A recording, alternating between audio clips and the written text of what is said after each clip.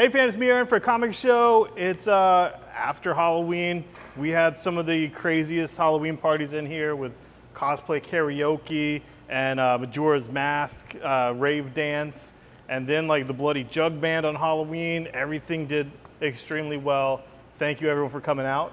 And this week, we have some good books. However, if you live anywhere near North Carolina or want to go on vacation in a city that is freaking amazing, like I didn't know until I went there, it's Durham. I've heard of Raleigh-Durham, rolls off the tongue. I've been to North Carolina, but Durham is such a beautiful city. It has like this vibrance, it has this quality of that I don't really get in Orlando. And the weather's fine, there's so many good restaurants, and there's lots of cool people, lots of freaking cool people. And what there is the North Carolina Comic Con. Here it is, North Carolina Comic Con, taking over Durham. It's November 11th, 12th, and 13th, and DC's Young Animal is going to be there. Like DC's Young Animal, Doom Patrol, Gerard Way is going to be there. All right, people from all the books are going to be at that show. And Cave Carson, some people from that, and obviously Shade, and Mother Panic with Tommy Lee. And if you want to go to an authentic comic show, like this is comics, this is people that just love the art form of comics, come to that. And if you're not going to, Shade 2 came out this week, it was great. So I'm gonna be there, I'm gonna be hosting some panels, I'm gonna do the auctioneering for the drink and draw on Friday night. My friend and cohort, Cap, is going to be there too, doing a bunch of panels and staying in my hotel room. So it's gonna be nice. And here's someone that's gonna be there, Klaus Janson. He works on Dark Knight, a little thing called Dark Knight. Batman Dark Knight Returns Collector's Editions here. And it's like these collector's edition. It has those 4 prestige format books all in hardcovers. Has a nice little spine art there. And it's in a slipcase, just like there'll be a slipcase for this when these are all finished. And this is issue 6. So hopefully they don't do one for Dark Knight Strikes Again, Dark Knight 2, because I didn't even like that. But anyway, Klaus Janson will be there, so get some great questions for him about his illustrious career. And obviously I'm gonna be moderating that panel or else I wouldn't be talking so much about it. Anyway, moving on. Superman, number 10. Look at this cover, look at this cover. You have the Super Sons and you have like Batman and Superman, and shit just hits the fan this issue. This issue, they get in huge fights, and it is awesome. And I thoroughly enjoyed it. I laughed out loud several times. The art's great, and I'm super excited for Super Sons, which isn't coming till February, but still. This is like Super Sons, the precursor. Batman's out with the Bane story arc. Bane is in here, I liked it. Green Lanterns has the new Phantom Lantern in here. That was pretty awesome, I enjoyed that. I was told not to talk so much about politics and keep it to the comics, but the comics this week, I swear to God, so many of them are so much about politics. So, Catwoman Election Night, it is, an election's coming up on Tuesday, so you can early vote or you can vote on Tuesday, unless you're in one of the states that doesn't have early voting.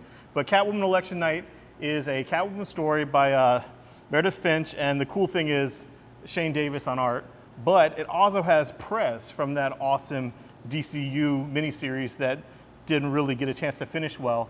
It has Prez in the main story, in the Catwoman story in our time, and then it finishes up something badass with Prez. So this is not me endorsing a political candidate. Her name is Prez, and she's been around since the DCU. Before that, it was some teenage blonde dude.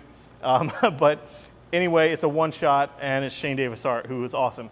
Now, here's something that was amazing.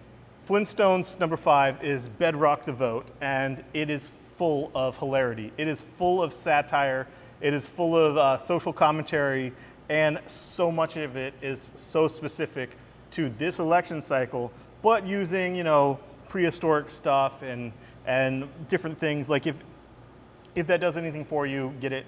I thoroughly have enjoyed every issue of the Flintstones. I love social satire, and it does have a Prez connection because the writer of Flintstone also wrote Prez and wrote the Prez parts of this book.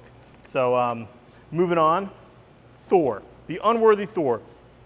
This book was A+ good. This book was cathartic. I thoroughly enjoyed it. I laughed so much.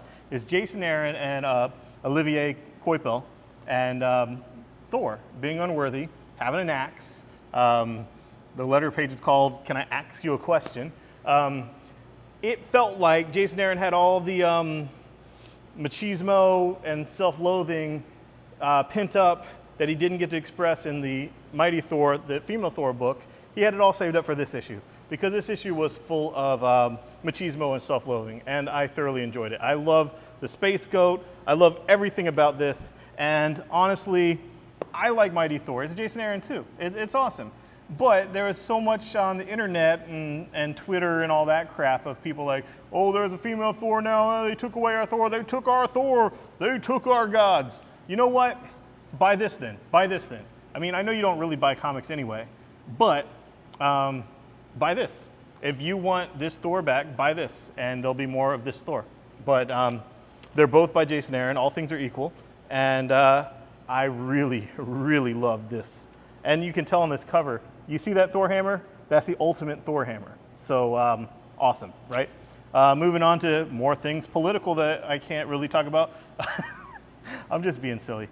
Take Back Justice, Occupy Avengers. Yes, this is a thoroughly political Avengers book with a thoroughly liberal bend to it.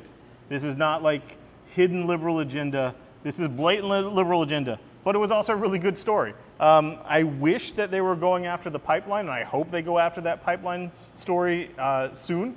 But it's the same guy, David Walker, who does the Power Man Iron Fist, and it's Hawkeye and Red Wolf, and they are doing stuff for the people. So if that does anything for you, get it. I enjoyed the book. I don't think you have to be of that political mindset to enjoy fiction that is well written and well drawn, but you know, maybe some people do have to be. So, you know, take that as you will. Fool Killer #1's out by Max Bemis from Say Anything. He's also done some other comics with some other weirdness, and I think he's pretty much the perfect writer for Fool Killer. And if you want it, it's spinning out of Deadpool, obviously, with the mercenaries team that he had, and it's pretty good. It's parental advisory, and yeah, just flip through it, give it a shot. Now, these two books, the Avengers, it's a new Avengers #1, Earth Mightiest Heroes Avengers, basically the all-new, all-different team after the younger characters, the Champions, they split off. So we have Champions 2 and Avengers 1 here at the same time. Avengers 1 is double-sized. They're both by Mark Waid, and this is the adults. It's cool. It's the next big thing, the next big story arc. But OMG, these kids are I just really like what Wade's doing here. And I like Cyclops on the team. I like Hulk here better than I've liked him anywhere else. I like him interacting with this. I like, I'm just really, Miss Marvel is perfect as team leader. Nova is tolerable, even though he's not a rich writer. He works well in this. And I really, really like what Wade's doing with the Champions. It's fresh, it's modern, and it really gives a purpose for these kids as opposed to just like, oh, we want to have our own Teen Titans or New Warriors or where's the teenage kids gonna go for a book.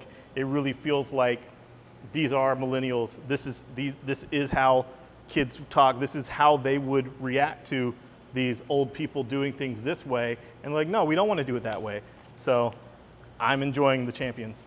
And finally for Marvel, Death of X3 is out. Death of X, lots of dead X. They're with the Inhumans. Is the Terrigen Mist killing them? Sure. And am I excited about I vs. X? Pretty much. I vs. X, let's get it on. Let's see what happens there.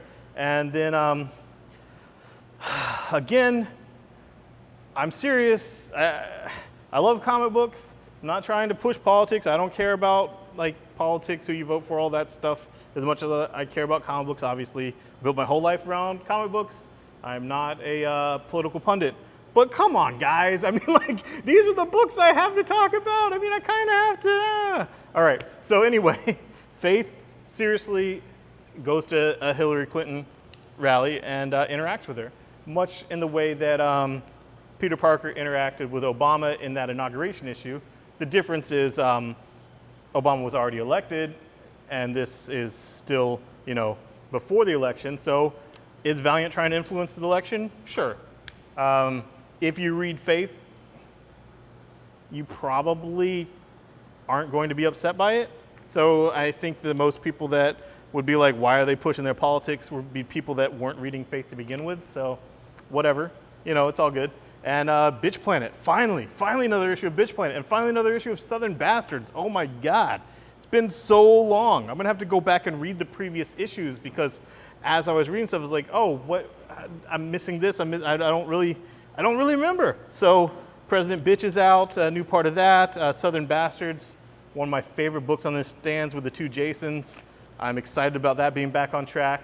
Walking Dead, crazy stuff happened again this issue, every issue. It's nuts.